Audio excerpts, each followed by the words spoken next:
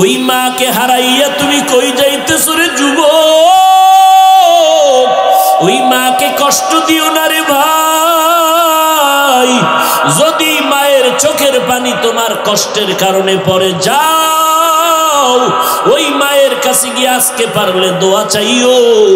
ওই মাকে বলবা, মা কত কষ্ট দিয়েছি আমি তোমাকে, আমার কারণে তুমি কত কান্না করেছো। ও মা, তুমি কত রাত ঘুমাইতে পারো নাই আমার জন্য, খানা খাইতে পারো নাই, কত কষ্ট করেছো আমাকে মানুষ বানাবার পেছনে। ও মা, হয়তো আমি কথার দ্বারা তোমারে কষ্ট দিছি, আজকে তুমি মাফ করে দাও। আমার মাথায় হাত দিয়ে দোয়া করে দাও, আমি তোমার দোয়া ছাড়া সামনে আগাইতে পারবো না। যুবকেরা, ওই মা বাবার পারলে একটু দোয়া নিয়ে সামনে আগা। মোনাজাতের মধ্যে কত মানুষ কান্না করে, যুবকেরা কাঁদে, তোর চোখে পানি নাই কেন রে বাবা? একমাত্র কারণ মা বাবার বরদোয়া লাগছে তোর কপালে, এই জন্য তোর চোখে কান্না আসে না, দিলটা নরম হয় না। আল্লাহর কাছে তওবা কর, মনে মনে বল, আল্লাহ আর কোনোদিন মা বাবারে কষ্ট দিব না, ওলামায়ে কেরামের বিরোধিতা করে গুনাহগার হব না, নবীর তরিকার বাইরে চলবো না, সুন্নাত অনুযায়ী চলবো, আহলে হক ওলামাদের পরামর্শ নিয়ে চলবো। আল্লাহর কাছে দোয়া করি, আল্লাহ আমাদের সবাইকে কবুল করে নেন। আল্লাহ আমাদের সবাইকে খাঁটি তওবা করার তৌফিক দান করেন। তওবার উপরে মজবুত হইয়া মরণ পর্যন্ত নবীর সুন্নাত অনুযায়ী চলার তৌফিক দান করেন, আমিন। আলহামদুলিল্লাহি রাব্বিল আলামিন, ওয়াসসালাতু ওয়াসসালামু আলা সাইয়্যিদিল আমবিয়াই ওয়াল মুরসালিন ওয়া আলা আলিহি ওয়া আসহাবিহি আজমাইন। ইয়া আরহামার রাহিমিন, ইয়া আরহামার রাহিমিন, ইয়া আরহামার রাহিমিন। রব্বিরহামহুমা কামা রব্বায়ানি সগীরা, রব্বিরহামহুমা কামা রব্বায়ানি সগীরা। আল্লাহুম্মা ইন্নাকা আফুউন কারীম তুহিব্বুল আফওয়া ফা'ফু আন্না। আল্লাহুম্মা ইন্না নাসআলুকা রিযাকা ওয়াল জান্নাহ ওয়া নাউযু বিকা মিন সাখাতিকা ওয়ান নার। আল্লাহুম্মা জাআলনি ফি আইনি সাগীরান ওয়া ফি আ'য়ুনিন নাসি কাবীরা। আল্লাহুম্মা ইন্না নাউযু বিকা মিনাল বারাসি ওয়াল জুনুনি ওয়াল জুযামি ওয়া সাইয়্যিল আসকাম। রব্বানা যালামনা আনফুসানা ওয়া ইন লাম তাগফির লানা ওয়া তারহামনা লানাকুনান্না মিনাল খাসিরিন। ربنا آتنا في الدنيا حسنة وفي الآخرة حسنة وقنا عذاب النار। আয় আল্লাহ, আমরা গুনার বোঝা নিয়ে আপনার দরওয়াজায় হাজির হয়েছি। আয় আল্লাহ, কত উলামায়ে কেরাম, কত মুরব্বী হাজী সাহেব, আয় আল্লাহ কত ব্যবসায়ী, কত চাকরিজীবী, কত যুবক, কত ছাত্র ভাই, পর্দার আড়ালের কত মা বোনেরা আপনার দরওয়াজায় হাত তুলেছেন। আয় আল্লাহ, যেদিন দুনিয়াতে আসছিলাম কত পবিত্র মা বাবা কত আদর করেছিলেন, আজকে তাকাইয়া হিসাব করে দেখলাম সেই পবিত্র জীবনটা গুনার দ্বারা নাপাক করে ফেলেছি, শয়তানের ধোকায় গুনাহ করে ফেলেছি রে আল্লাহ। আমার গুনার খবর আমার মা, আমার বাবা, আমার ভাই বোনেরা কেউ জানে না রে আল্লাহ। গুনাহের কারণে আমার হাত না পাক, আমার চোখ না পাক, আমার জিহ্বা না পাক, আমার অন্তর না পাক। আয় আল্লাহ, আমার গুনার খবর আমার আপনজনেরা জানলে কেউ আমার আদর মোহাব্বত করতেন না। আয় আল্লাহ, আপনি জানার পরেও তো রাগ করিয়া পানিও বন্ধ করেন নাই, বাতাস বন্ধ করেন নাই, খানাও বন্ধ করেন নাই। আজ আপনার দরবারে তওবার নিয়তে হাত তুলেছি, আর গুনাহ করব না রে আল্লাহ। ও আল্লাহ, আমরা তো আপনার আদরের নবীর উম্মত, গুনার কারণে দিলটা পাথর, চোখে পানিও নাই, কান্নাওয়ালা চক্ষু দান করেন আল্লাহ, কান্নাওয়ালা চক্ষু দান করেন আল্লাহ, কান্নাওয়ালা চক্ষু দান করেন আল্লাহ, জিকিরওয়ালা জিহ্বা দান করেন, আখিরাতের ফিকিরওয়ালা কলব দান করেন আল্লাহ। আয় আল্লাহ, আপনার নাম গফফার, আপনার নাম রহমান। আয় আল্লাহ, আমরা তো আপনার বান্দা, আপনি আমাদের ক্ষমা না করলে আপনার কোনো লাভ হবে না। মেহেরবানি করে আমাদের সকলের জীবনের সমস্ত গুনাহগুলো মাফ করে দেন আল্লাহ। আয় আল্লাহ, মাহফিল কবুল করে নেন, আয়োজনকারী সহযোগিতাকারীদের কবুল করে নেন, এলাকার ঘরে ঘরে সুন্নতের আমল জারি করে দেন। আমার কলিজার প্রত্যেকটা যুবকের সিনায় হেদায়াতের নূর দান করেন আল্লাহ। আয় আল্লাহ, সারা দুনিয়াবাসীকে মাফ করে দেন।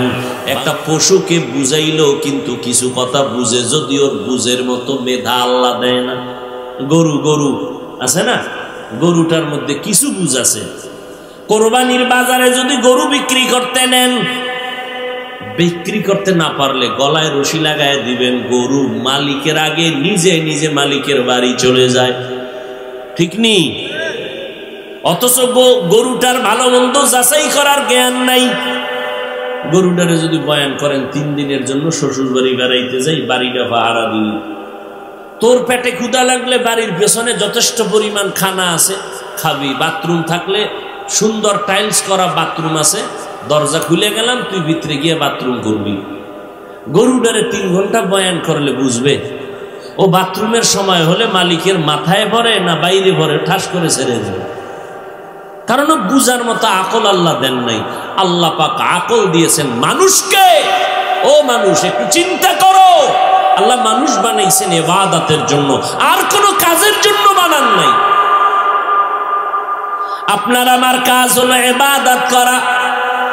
ইবাদত মানে সারাটা রাত্র যায় নামাজ বিছাইয়া তাসবিহ টানবেন, সারা দিন রোজা রাখবেন। একজন সাহাবী এইভাবে নবীর কাছে বলতেছিলেন, আমার নবী কয় কি চাও? কয় বিয়ে শাদী করব না, শুধু আমার মালিকের নিয়ে আমি ভাববো। নবী কয় আমার থেকে তুমি বড় বুজুর্গ হয়ে গেছো? না, আমি তো এত বড় নবী, এত বড় রসুল, আমি তো বিয়ে করলাম, আমার তো সন্তান আছে, আমি তো বাজার করি, আমি তো বাজারে যাই। নবী বাজারে যাইয়া ঘরের বাজার নিজে মাথায় করে নিয়ে যায়, হাতে করে ঘরে নিয়ে যায়। একজন সাহাবী কয়, নবী আপনি কেন নিবেন, আমরা তো আছি। কয় আমার দায়িত্ব, আমার হক আমাকে আদায় করতে দাও। তাহলে সারা রাত জায়নামাজে বিছাইয়া তাসবিহ টানার নাম ইবাদত না। ব্যবসা করা ইবাদত, চাকরি করা ইবাদত, লেখাপড়া করা ইবাদত, ঘুমানো ইবাদত, সব ইবাদত। দুনিয়াতে যা করবেন সব ইবাদত হতে হবে নবীর তরিকা। ব্যবসার মধ্যে কি নবীর তরিকা নাই? বলেন না কেন ভাই? চাকরির মধ্যে আমার নবী চাকরি করছেন না? আমার নবী চাকরি করেছেন। আল্লাহর নবী সব ধরে ধরে ধরে ধরে দেখায় দিলেন। আমাদের কাজ হলো ইবাদত, আর আমাদের ইবাদত করতে যা লাগবে সব আল্লাহ ব্যবস্থা করে দিয়েছেন। আমাদের খানার দরকার আল্লাহ দিয়েছেন, আমাদের পানির দরকার আল্লাহ ব্যবস্থা করে দিয়েছেন, আমার আপনার জন্য আলোর দরকার, সূর্য দিয়ে আলোর ব্যবস্থা করে দিয়েছেন। ও ভাই, ভালো করে বুঝেন, আল্লাহ তাআলা আপনার আমার জন্য বাতাসের দরকার ব্যবস্থা শুধু করেন নাই, ফ্রি দিলেন। ফ্রি। আপনার পানির পিপাসা লাগছে, দোকানে গিয়ে বলবেন ভাই 1 গ্লাস পানি দাও। 1 গ্লাস নাই তো কি, একটা বোতল আছে, 10 টাকা দিয়ে কিনে নাও। আর আল্লাহ আপনারে পানি দিছেন, কোনো বিল নেই, ফ্রি। সরকার এটারে পাইপ লাগাইয়া মাসে মাসে বিল দাও। আল্লাহ সূর্যের আলো দিছেন, ফ্রি। মানুষ এটারে দইরা মেশিনের মধ্যে ঢুকাইয়া এবার ঘরের মধ্যে একটা আলো জ্বালায়, মাসে মাসে বিল দাও। দিবা না, তার কাটা। আল্লাহ বলেন আমার কোনো বিল লাগবে না, ফ্রি দিলাম। তোমার শ্বাসকষ্ট, হসপিটালে গেছো, অক্সিজেনের পাইপ লাগাইছো, 2 ঘন্টা পরে বলে কম্পিউটারে এই পরিমাণ বিল আসছে, দাও। আল্লাহ কয়, ও বান্দা দেখ, যত বাতাস লাগবে আমি ফ্রি দিয়ে দিলাম। ও বান্দা তোর খানার জন্য যা প্রয়োজন ফ্রি দিয়ে দিলাম, পানি দিলাম ফ্রি, বাতাস দিলাম ফ্রি, কোনো বিল নাই। এত কিছু তোরে দেই কেন জানো? আমার কোনো ছেলে নাই যে আলাদা আদর করব, আমার কোনো স্ত্রী নাই আলাদা মোহাব্বত করব। আমার জিন্দেগির আমি আল্লাহর জন্য একমাত্র মোহাব্বতের বস্তু তোরা বান্দা বান্দি। তোরা ছাড়া আমার আপন কেউ নাই। মানুষ আমি আল্লাহর আপন, অতএব আমি আল্লাহ তুই চাওয়ার আগে সব দিয়া দিছি। তোরা বেশি মোহাব্বত করি, দিয়া টিয়া ছেলে বড় হয়ে গেছে, মাইয়াও বড়, বিয়া দিয়া মা বাবায় শান্তি, পেরেশান মুক্ত। মাইয়াও বিয়া দিছি, ছেলেও বিয়া দিছি, টেনশন নাই। মাইয়া গেছে স্বামীর বাড়ি, ছেলে এখন বউলে এসে ঘরে। ছেলের ডাইকে খাই, ওই জায়গা আছে আমার অনেকটা, মোটামুটি রুম উড়ায় থাক, কামাই রুজি করে তুই খাইয়া মর, আমাকে 1 টাকাও দেওয়া লাগবে না, তুই মর না বাস, ওদিকে যা, ঝামেলা শেষ। আল্লাহ কয়, এই বান্দা তোর যা দরকার অগ্রিম দিয়া। আমি আল্লাহ ঘুমাই নাই, লা তাখুযুহু সিনাতুন ওয়ালা নাওম, ঘুমাই তো নাই, ওই বরং প্রতিদিন গভীর রাতে যখন আসমান ঠান্ডা, জমিন ঠান্ডা, নীরব, নদীর মাছ ঘুমায়, পশু পাখি ঘুমায়, ঘরের মানুষ ঘুমায়, ওই সময় আমি আল্লাহ প্রতিদিন রাতের বেলা প্রথম আসমানে এসে আমি বান্দার কি দরকার দেওয়ার জন্য আসি। আরো লাগবে নি বল, চাবি দিয়ে দিব। নেওয়ার জন্য আসি না, দেওয়ার জন্য আসি।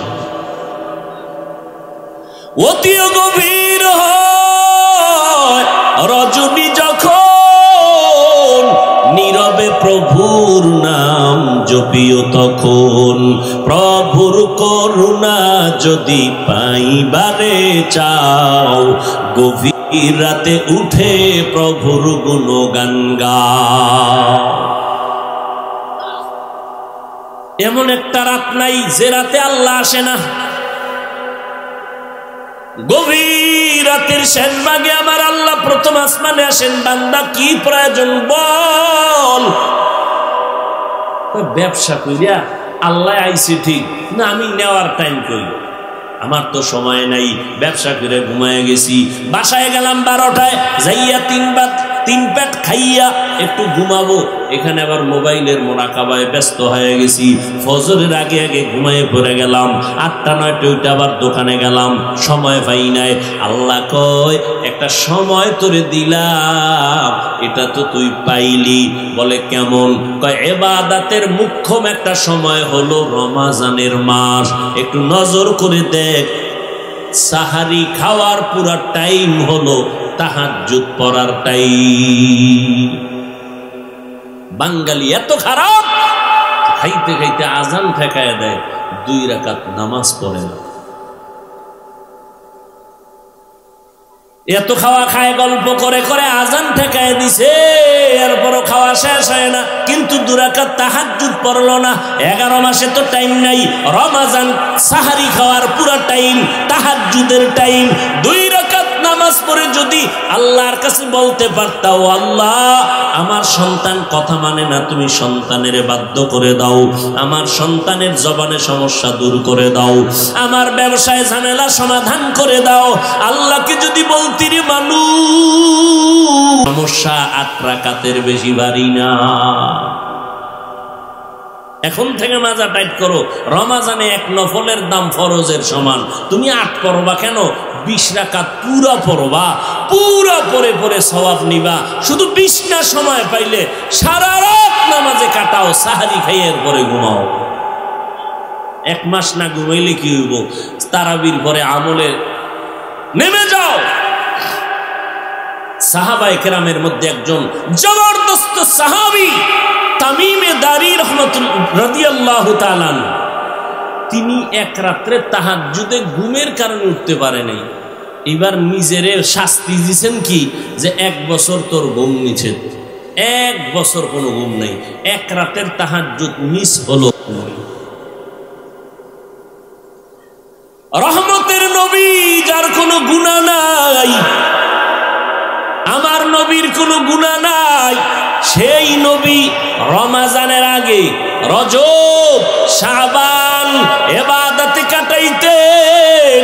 রমজান তো কোনো হিসাব নাই, নবী ইবাদত করতে করতে করতে করতে করতে করতে আম্মা জান আয়েশা রাদিয়াল্লাহু আনহা বলেন হাত্তা তারিমা কদামা, নবীর কদম মোবারক ফুলে যাইতো দাঁড়াইয়া থাকতে থাকতে। হুযায়ফা রাদিয়াল্লাহু তাআলা আনহু বলেন নবী নামাজের ইমাম, আমরা পেছনে মুক্তাদি হয়ে দাঁড়াইলাম, নবী আলহামদু সূরা শেষ করলেন, সূরা বাকারা। ভাবলাম নবী বোধহয় পড়তেছেন শেষ কইরা রুকুতে যাবেন অর্ধেক, না পুরা বাকারা শেষ করলেন প্রথম রাকাতে, রুকুর খবর নাই। এইবার বুঝি দিবে না, সূরা বাকারার পরে আলে ইমরান শুরু করলেন, চলছে রহমতের নবীর জবানের তেলাওয়াত।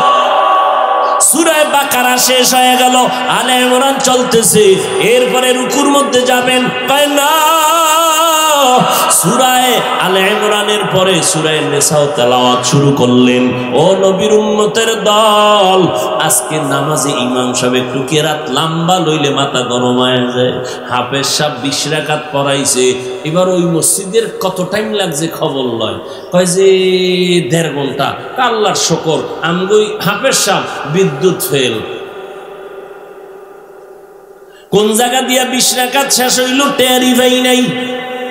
আহারে নামাজ, এই নামাজে গুনাহ থেকে ফিরাবে না।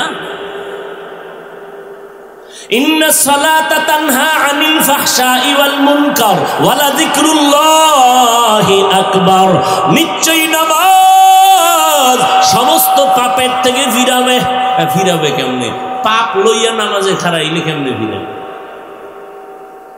নামাজে মসজিদে গেছে গেঞ্জি গায়ে দিয়া, গেঞ্জির পিছনে সুন্দর করে লেখা তোমাকেই খুঁজতেছি। এখানে ঢুকছে মসজিদে নামাজ পড়তে, যাই দেখা যায় 4 মিনিট বাকি, তো কি করবো, বয়ে বয়ে সময় কাটায় লাভ আছে, মোবাইলটা দেখি একটু সময় কাটাই। তো মোবাইল দেখছে বয়ে বইয়া, আর নামাজে দাঁড়ায় ওই মোবাইলের চিন্তা নামাজে ঢুকছে। অথচ মক্কা মদিনা এখনো ইউটিউব খুলবে। এই যুবকেরা, মোবাইল তো দেখবি, তোর বাপ মায়ের মান্যত করছে, এটা না দেখে তুই জাহান্নামে যাবি না। আজকে যে ইউটিউব খুলবি, দেখবি তো দেখবি, আমার বয়ানে ফিরবি না। তো যেহেতু দেখবি, দেখ, গুনাহ করলে আর কম করবি কে, ফিডা তো জানো ঢকমতো খাইতে পারো। আজকে গিয়া মক্কা মদিনার ইমাম সাহেবের তেলাওয়াত শুনবি, ইউটিউবে সার্চ দিবি মক্কার ইমামের তেলাওয়াত, ওটা মোবাইলটায় তেলাওয়াত লাগাইয়া বালিশের পাশে মোবাইলটা রাইখে তুই শুয়ে শুয়ে মোবাইলটা শুনবি তেলাওয়াত। তোর দুনিয়ার আকাম করা লাগবে, করার পরে 5 মিনিট শুনিস।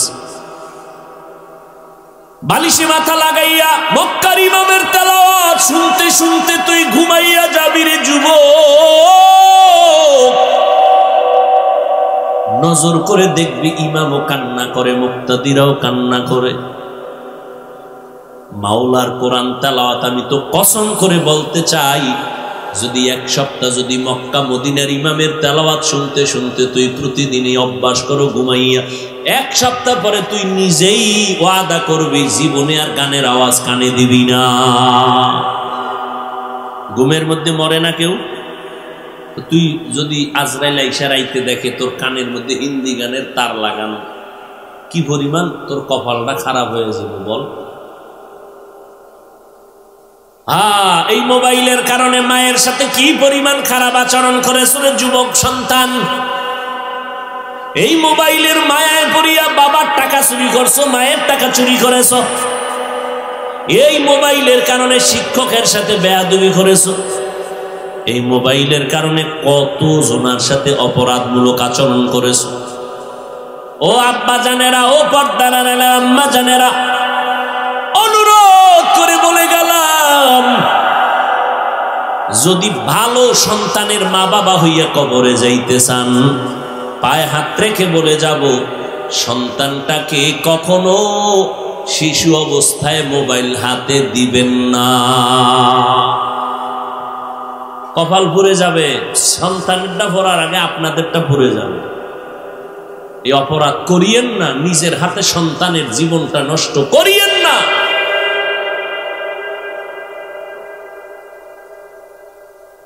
কতজন আল্লাহর বান্দা সন্তানকে কন্ট্রোল করতে পারে না, কান্নার আওয়াজ। ও আল্লাহর বান্দারা, ও পর্দানারায়ণের আম্মা জানেরা, ও বৃদ্ধ বাবাজি, ও যুবক, আমি বলি না আপনারা আমাদের মতো হুজুর টুপিওয়ালা পাগড়িওয়ালা হয়ে যান। স্কুলে পড়েন, কলেজে পড়েন, চাকরি করেন, ব্যবসা করেন, রমাজান একটা বরকতের মাস। একটা নফল আমলের ফলাফল একটা ফরজের সমান। একটা ফরজ আমল করবেন 70টা ফরজের সমান। ওই যা রমাজানে জাহান্নামের দরজা বন্ধ, জান্নাতের দরওয়াজা খোলা। ও আল্লাহর বান্দা, শয়তানের পায়ে শিকল লাগায় বান্দা, এরপরেও বান্দা তুমি রমাজান পাইয়া যদি আল্লাহর মোহাব্বতে ইবাদত না করো, 6 বছর থেকে রোজা ছাড়ি নাই, আর আপনাদের সন্তান 8 ক্লাসে পড়ে, বয়স কত? 20-এর উপরে উঠে গেছে, এরপরে রোজা রাখে না। আম্মা জান ভোর রাত্রে কয়, আব্বা উঠ, একটু সাহারি খেয়ে 2-1টা রোজা রাখ। আব্বা জান ধাক্কা দিয়ে কয়, খবরদার রোজা রাখাইও না, আমার বাবার চেহারা নষ্ট হয়ে যাবে। ওই আব্বা জানকে বলবো, বাবা আপনার সন্তান রোজা রাখলে চেহারা নষ্ট হয়ে যাবে, এই ভয়ে রোজা রাখাইলেন না। অথচ মোবাইলের দিকে সারা রাত্র তাকাইয়া কবিরা গুনাহ করে করে চেহারা যে নষ্ট করলো। বলো বাবা, এই চেহারা তুমি কোন মেডিসিন দিয়া ভালো করবা? সারাটা রাত কবিরা গুনাহ করেছে, মোবাইলের দিকে তাকাইয়া তোমার সন্তান। ওই ঘরে রহমত আসবে কিভাবে? ঘরে আগুন লাগবে না তো লাগবে কি? কিডনি নষ্ট হবে না তো কাটতে হবে। আল্লাহর নবী বড় দোয়া করেছেন, রমাজান পাইয়া যারা গুনাহ থেকে নিজেকে বাঁচাইতে পারে না, আল্লাহ কয় তার উপরে ধ্বংস। জিব্রাইলও বলে সে ধ্বংস। নবী বলেন আমি আমিন বলিয়া সমর্থন দিলাম, সে ধ্বংস হয়ে যা। ও আল্লাহর বান্দারা, এখনো সময় আছে, তৈরি হয়ে যান। আর 1 সপ্তাহ বলতেও বাকি নাই, একটা রোজাও যেন ভাঙ্গা না যায়। অনেক নিমক হারাম আল্লাহর দুশ্মনেরা কয় গ্যাস্ট্রিক বেড়ে যাবে, অথচ আমি কিতাব দেখলাম স্বাস্থ্য বিজ্ঞানীদের থিওরি, এই রোজা শুধু সওয়াব না, বরং এই রোজা রাখা পাকস্থলী, পেট, লিভারকে সুস্থ রাখার একমাত্র মেডিসিন রোজা। হুজুর গোনা মানবা না, তুমগো প্যান্ট শার্ট টাইওয়ালা গবেষকরা যা কইছে নাও মানবা না, তা তুমি তো মানুষই না। ওই নাস্তিকের যে বান্দর কইছে সে বান্দরই। হুজুর গোনা মানবা না, কারণ সত্য হইলেও মানবে না কিছু মুসলমান। কেন? হুজুর গোনা মানতে গেলে একটু ছোট হওয়া লাগে। হুজুর গোদারে ছোট হইবে কার? এইরকম কিছু মানুষের মন আছে যে না, হুজুর গোদারে ছোট হওয়া যাবে না। তো হেগো লাইনের কেউ কইলে এবার মাথা নত করে দেয়, আসলে হইতেও পারে। তাহলে তুমগো লাইনের গবেষকদের গবেষণা, রোজা শুধু সওয়াব না, রোজা হলো পাকস্থলী, লিভার, তোমার হার্টকে সুস্থ রাখার একমাত্র মাধ্যম হলো রোজা।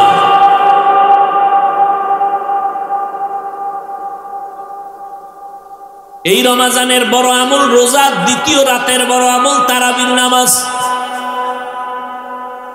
এরপরে বড় আমল ইফতারি সামনে নিয়ে দোয়া করবা। আর একটা বড় আমল ভোর রাতে সাহারি খাওয়ার টাইম তাহাজ্জুদ পড়বা কমপক্ষে 2 রাকাত। আর একটা বড় আমল হলো আমার মাওলার কোরআনের তেলাওয়াত। কই আল্লাহর কোরআনের তেলাওয়াত নাই? বিয়াও করাইছে, মাইয়া বিয়া দিছে, জামাইটা কোরআন পড়তে পারে কিনা আব্বা আম্মা একবারও দেখে নাই। ছেলেটারে বিবাহ করায় মাইয়া দেখতে গেল, মেয়েটা কোরআন পড়তে পারে কিনা দেখলো না। বিদেশে যাওয়ার ভিসা দিতে পারবে কিনা এটা কন্টাক্ট করছে আগে। তোমার মাইয়া নিমু, বিদেশের ভিসা দিতে পারবানি, কন্টাক্ট এটা করছে। মেয়েটা কোরআন শরীফ পড়তে পারে কিনা একটা বার জিজ্ঞেস করলো না। আফসুস। ও আল্লাহর বান্দা, ওই 10 তলা বিল্ডিং করে কি লাভ হবে যেই বিল্ডিং এর উপরে রাজুকের নোটিশ লাগানো? ওই ফ্যাক্টরি করিয়া কি লাভ হবে যেই ফ্যাক্টরির উপরে দুর্নীতি কমিশনের স্লিপ লাগানো, চিঠি লাগানো? ও ভাই, ওই টাকা পয়সা দিয়ে কি লাভ হবে যে টাকা পয়সা আপনাকে শান্তি দিতে পারবে না? ডাইনিং টেবিলে 15 রকমের খানা সাজাইয়া কি লাভ হবে যদি ডাক্তারের রেড সিগন্যাল থাকে খাইলেই মরবি? এখনো সময় আছে রে আল্লাহর বান্দা। ওই যে কয়েক মাস আগে নিজের লাইসেন্স করা পিস্তল দিয়া নিজের কপালে গুলি মাইরা নিজেই মরে গেল কয়েক মাস আগে। আমগো সোনার বাংলা কত দামি, এমন কোনো আকাম নাই যা ঘটে নাই। নিজের আপন মাইয়ারে বাবায় কয় হোটেলে নিয়ে তুই আজকের জন্য আমার স্ত্রী। দেখি ইন্ডিয়া না আমগো সোনার বাংলায়। আহা ও যুবক, আবার দেখো একেবারে সব খারাপ হয় নাই। তোমার লাইন আমগো হুজুর না, জীবনে আলিফ বাতা পড়ে নাই, মাদ্রাসায় পড়ে নাই, তোমার লাইনের মানুষ, জেনারেল লাইনের, স্কুলে কলেজে পড়ে, চাকরি করে, ব্যবসা করে, এক ওয়াক্ত নামাজও বাদ দেয় না। নাই? র্যাব, আর্মি, পুলিশ, বিডিআর 5 ওয়াক্ত নামাজি। এই রমাজান আসতেছে, বহু পুলিশ র্যাব এরা আলাদা তারাবির জামাত করবে। তাদের মধ্যে তারাবি পড়ানোর হাফেজ আছে, না থাকলে আলাদা হাফেজ রাইখা তারাবি পড়বে। সময় মতো 5 ওয়াক্ত নামাজ পড়ে। আমরা তো আপনাকে বলি না যে আপনি আমার মতো পাগড়িওয়ালা বড় বুজুর্গ হয়ে যান।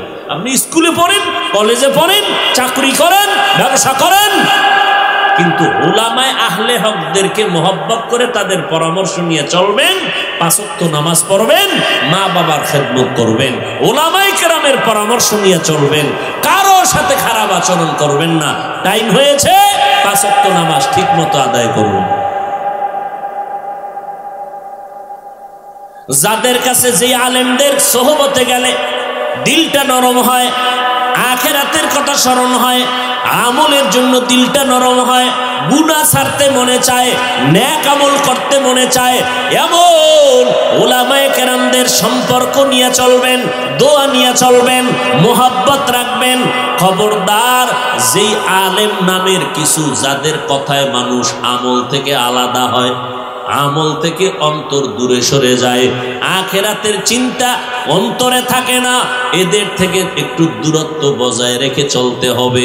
তবে গালি দিবেন এটাও বলি না, কারণ এই জমিনের মধ্যে একটু আগে বলেছি ঈমান নিয়ে মরার থেকে বেঁচে থাকা বড় কঠিন। কারণ আওয়ামী লীগ, বিএনপি কখনো বলে নাই কালেমা বন্ধ করো, কিন্তু মাওলানা হইয়া বলতেছে কালেমা লা ইলাহা ইল্লাল্লাহ মুহাম্মাদুর রাসূলুল্লাহ, এই কালেমা বন্ধ করো। এই কালেমা নাকি কুফরি। কে কয়? একজন মাওলানা। একজন মাওলানা হয়ে কয় কালেমা কুফরি। একজন মাওলানা হইয়া বলতেছে যে নবীরা অপরাধী। নবীরা কি? অপরাধী। আল্লাহ মাফ করে দেন। ভাইরা আমার, মাওলানা সাহেব বলতেছেন কোরআনের মধ্যে জাল আছে। আপনাকে খবর আসেনি? কোনো খবর নেই, খবর রাখারও দরকার নাই। কিন্তু অন্ধভক্ত হবেন না, সাবধান। উলামায়ে কেরামদের সোহবত ছাড়া, সম্পর্ক ছাড়া জান্নাতের আমলও করতে পারবেন না। তবে এই দুনিয়ায় ইসলামের লেবাস লাগাইয়া যারা দুনিয়া দুনিয়া জিকির করবে তাদের থেকে একটু দূরে থাকার চেষ্টা করবেন। গালি দেওয়ার দরকার নাই, ফলাফল তো আমার আল্লাহ কুদরতের দ্বারা দিয়ে দিবে। ভাইরা আমার, অনুরোধ করে বলছি রে মুমিন, ও যুবক, পয়েন্টগুলো মনে রাখবা। নবীর আদর্শ মানো না, মানবো না, আমিও মানবো না। যদি নবীর আদর্শের থেকে আরো কোনো উত্তম আদর্শ দিতে পারো দাও, কথা ঠিক আছে। আমাদের কওমি আহলে হক উলামায়ে কেরাম উম্মতকে যেই পরিমাণ জান্নাতের রাস্তায় নিতে পারে, তোমরা এদেরকে মোহাব্বত করবা না। অন্যরা যদি পারে দেখাও, আমরাও তাদের মোহাব্বত করি, কিন্তু কই না, বরং অন্যদের কাছে গেলে তো আমল পয়েন্ট কমে যায়, আমল আকীদা নষ্ট হয়ে যায়। অনুরোধ, দলাদলি করে লাভ নাই। আমার কবরে আমি যাব, আপনার কবরে আপনি যাবেন, ওই কবরে কে পীর, কে মুরিদ, কে বক্তা, কে শ্রোতা, কোনো ভেদাভেদ নাই।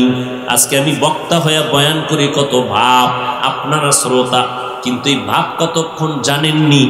আজরাইল যেদিন হাজির হয়ে যাবে সব ভাব শেষ হয়ে যাবে। তিনটা সাদা কাফন আমাকেও দিবে, আপনাকেও তিন কাফনের প্যাকেট বানাবে।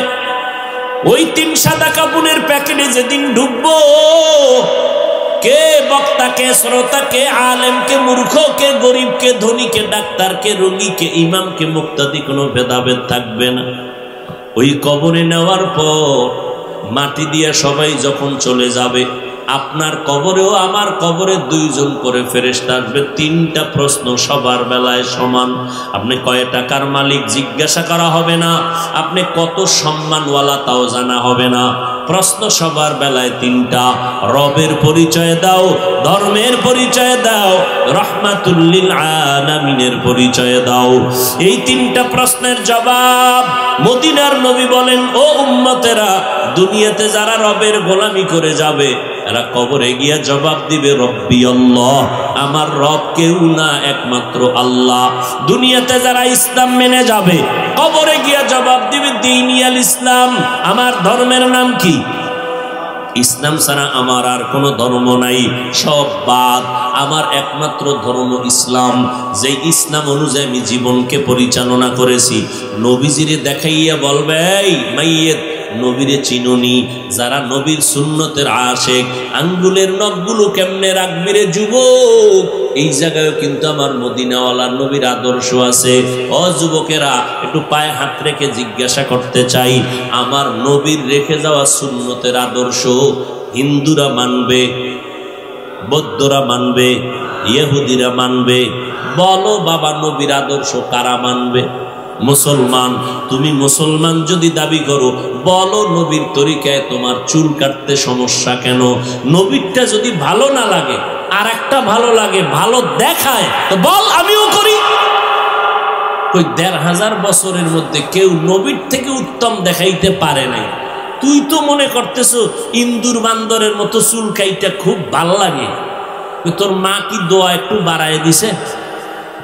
বরং তুই একটা গাঞ্জা খার, হয়তো তোর মন মতো গাঞ্জা খরেরা বলবে, হ্যাঁ, একটা কামের মতো আকাম করছো।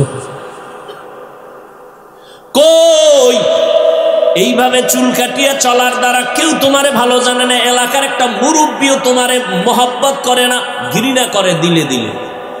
তোমার মা বাবাও তোমারে ভালো জানে না। অতএব নবীর আদর্শের মতো নখ কাটো, চুল রাখো, জুতা বড়। কেমনে তুমি বাথরুমে যাইবা, বের হইবা, সেখানেও নবীর আদর্শ আমার নবী শিখাইয়া গেছেন। মাওলার কাছে কেমনে মোনাজাতটা দিবা, তাও নবী শিখাইয়া গেছেন। ওই নবীর সুন্নত মানিয়া যদি চলো রে বাবা, নবীকে দেখা মাত্র চিনে ফেলবে। চিনা মাত্রই ফেরেশতাদেরকে আল্লাহ একটা কুদরতের গায়েবী আওয়াজ দিবেন। নবী বলেন, আল্লাহ বলবেন, এ ফেরেশতা, আমার বান্দাকে আর জিজ্ঞাসাবাদ করিও না।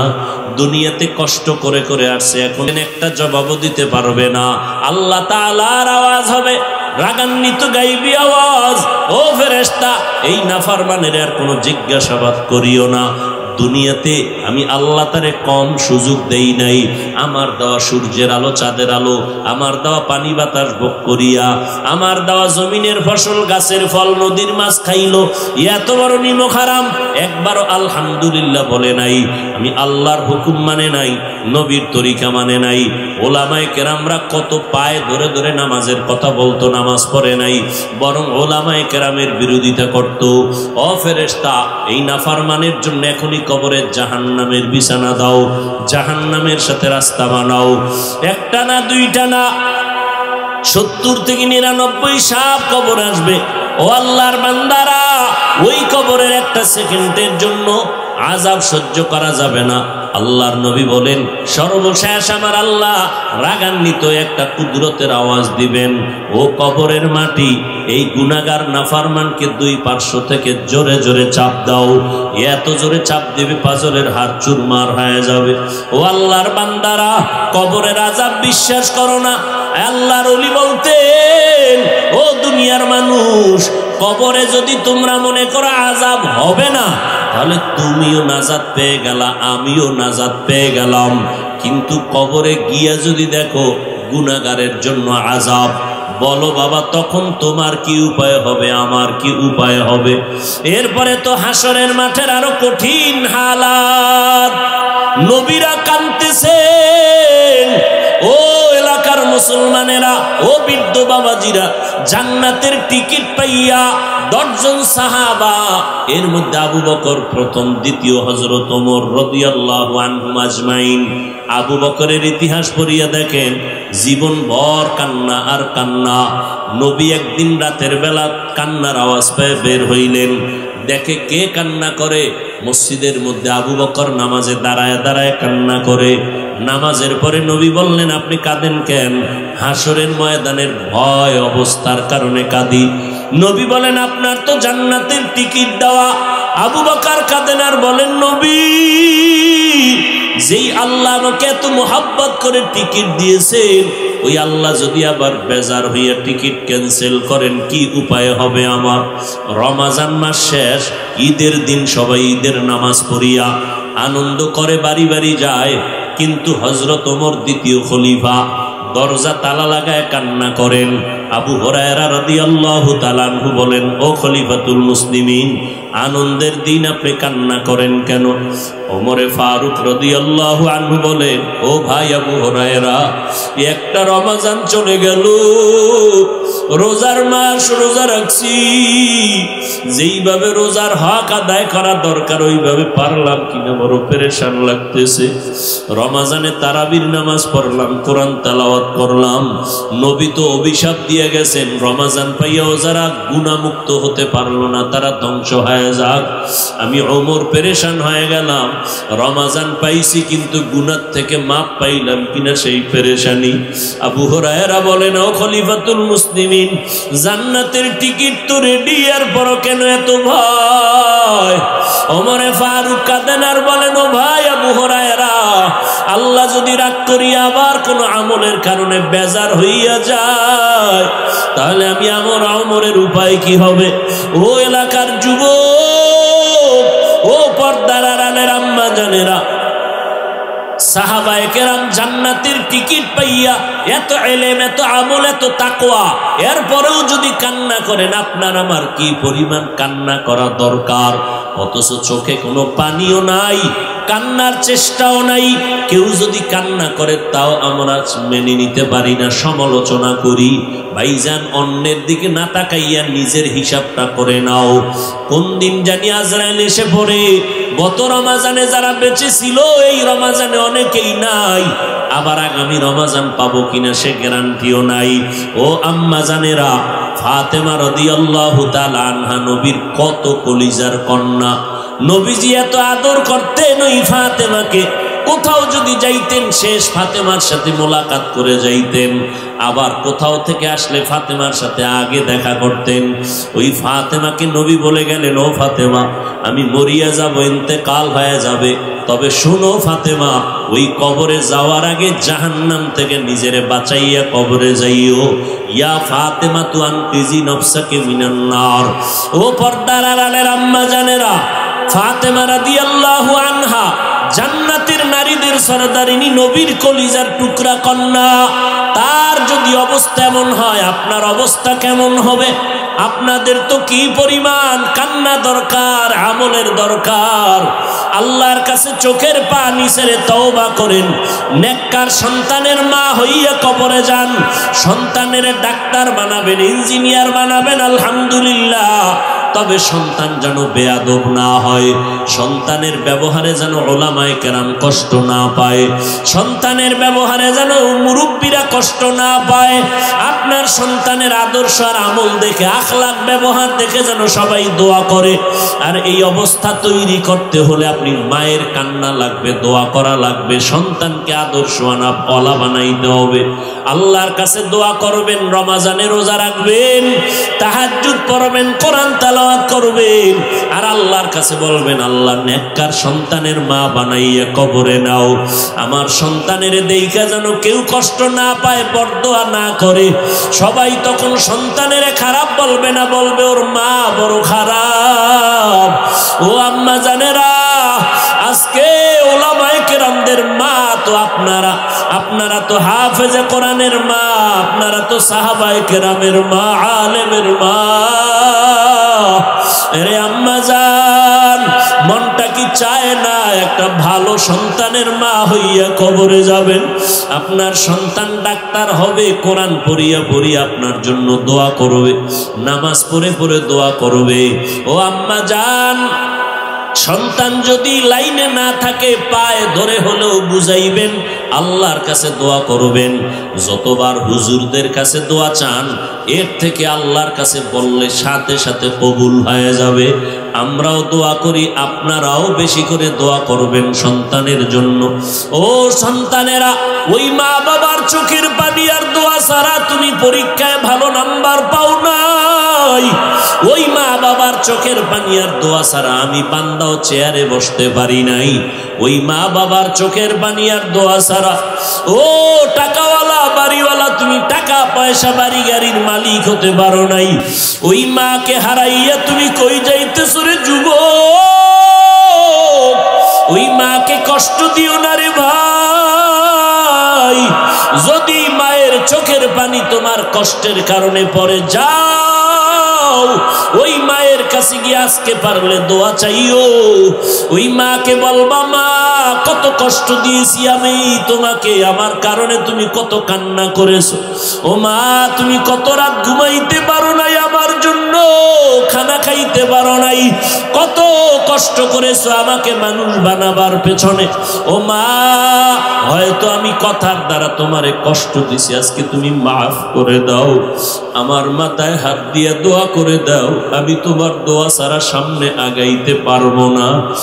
যুবকেরা, ওই মা বাবার পারলে একটু দোয়া নিয়ে সামনে আগা।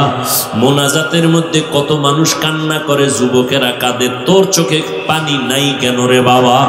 একমাত্র কারণ মা বাবার বরদোয়া লাগছে তোর কপালে, এই জন্য তোর চোখে কান্না আসে না, দিলটা নরম হয় না। আল্লাহর কাছে তওবা কর, মনে মনে বল, আল্লাহ আর কোনোদিন মা বাবারে কষ্ট দিব না, ওলামায়ে কেরামের বিরোধিতা করে গুনাহগার হব না, নবীর তরিকার বাইরে চলবো না, সুন্নাত অনুযায়ী চলবো, আহলে হক ওলামাদের পরামর্শ নিয়ে চলবো। আল্লাহর কাছে দোয়া করি, আল্লাহ আমাদের সবাইকে কবুল করে নেন। আল্লাহ আমাদের সবাইকে খাঁটি তওবা করার তৌফিক দান করেন। তওবার উপরে মজবুত হইয়া মরণ পর্যন্ত নবীর সুন্নাত অনুযায়ী চলার তৌফিক দান করেন, আমিন।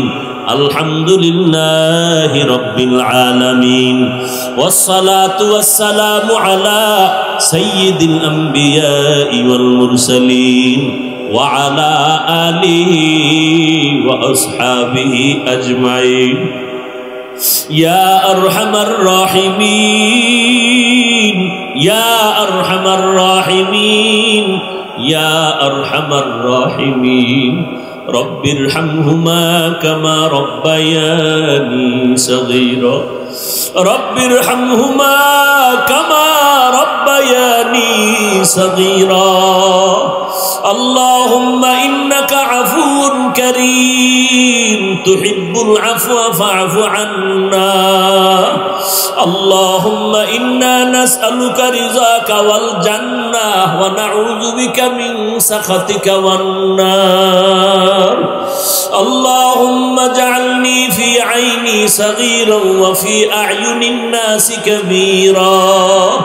আল্লাহুম্মা ইন্না নাউযু বিকা মিনাল বারাসি ওয়াল জুনুনি ওয়াল জুযামি ওয়া সাইয়্যিল আসকাম। রব্বানা যালামনা আনফুসানা ওয়া ইন লাম তাগফির লানা ওয়া তারহামনা লানাকুনান্না মিনাল খাসিরিন। রব্বানা আতিনা ফিদ দুনিয়া হাসানাতাও ওয়া ফিল আখিরাতি হাসানা ওয়া কিনা আযাবান নার। আয় আল্লাহ, আমরা গুনার বোঝা নিয়ে আপনার দরওয়াজায় হাজির হয়েছি। আয় আল্লাহ কত উলামায়ে কেরাম, কত মুরব্বী হাজী সাহেব, আয় আল্লাহ কত ব্যবসায়ী, কত চাকরিজীবী, কত যুবক, কত ছাত্র ভাই, পর্দার আড়ালের কত মা বোনেরা আপনার দরওয়াজায় হাত তুলেছেন। আয় আল্লাহ যেদিন দুনিয়াতে আসছিলেন কত পবিত্র মা বাবা কত আদর করেছিলেন। আজকে তাকাইয়া হিসাব করে দেখলাম সেই পবিত্র জীবনটা গুনার দ্বারা নাপাক করে ফেলেছি, শয়তানের ধোকায় গুনাহ করে ফেলেছি রে আল্লাহ। আমার গুনার খবর আমার মা, আমার বাবা, আমার ভাই বোনেরা কেউ জানে না রে আল্লাহ। গুনাহের কারণে আমার হাত না পাক, আমার চোখ না পাক, আমার জিহ্বা না পাক, আমার অন্তর না পাক। আয় আল্লাহ আমার গুনার খবর আমার আপনজনেরা জানলে কেউ আমার আদর মোহাব্বত করতেন না। আয় আল্লাহ আপনি জানার পরেও তো রাগ করিয়া পানিও বন্ধ করেন নাই, বাতাস বন্ধ করেন নাই, খানাও বন্ধ করেন নাই। আজ আপনার দরবারে তওবার নিয়তে হাত তুলেছি, আর গুনাহ করব না রে আল্লাহ। ও আল্লাহ আমরা তো আপনার আদরের নবীর উম্মত, গুনার কারণে দিলটা পাথর, চোখে পানিও নাই। কান্নাওয়ালা চক্ষু দান করেন আল্লাহ, কান্নাওয়ালা চক্ষু দান করেন আল্লাহ, কান্নাওয়ালা চক্ষু দান করেন আল্লাহ। জিকিরওয়ালা জিহ্বা দান করেন, আখিরাতের ফিকিরওয়ালা কলব দান করেন আল্লাহ। আয় আল্লাহ আপনার নাম গফফার, আপনার নাম রহমান। আয় আল্লাহ আমরা তো আপনার বান্দা, আপনি আমাদের ক্ষমা না করলে আপনার কোনো লাভ হবে না। মেহেরবানি করে আমাদের সকলের জীবনের সমস্ত গুনাহগুলো মাফ করে দেন আল্লাহ। আয় আল্লাহ মাহফিল কবুল করে নেন, আয়োজনকারী সহযোগিতাকারীদের কবুল করে নেন, এলাকার ঘরে ঘরে সুন্নতের আমল জারি করে দেন। আমার কলিজার প্রত্যেকটা যুবকের সিনায় হেদায়েতের নূর দান করেন আল্লাহ। আয় আল্লাহ সারা দুনিয়াবাসীকে মাফ করে দেন।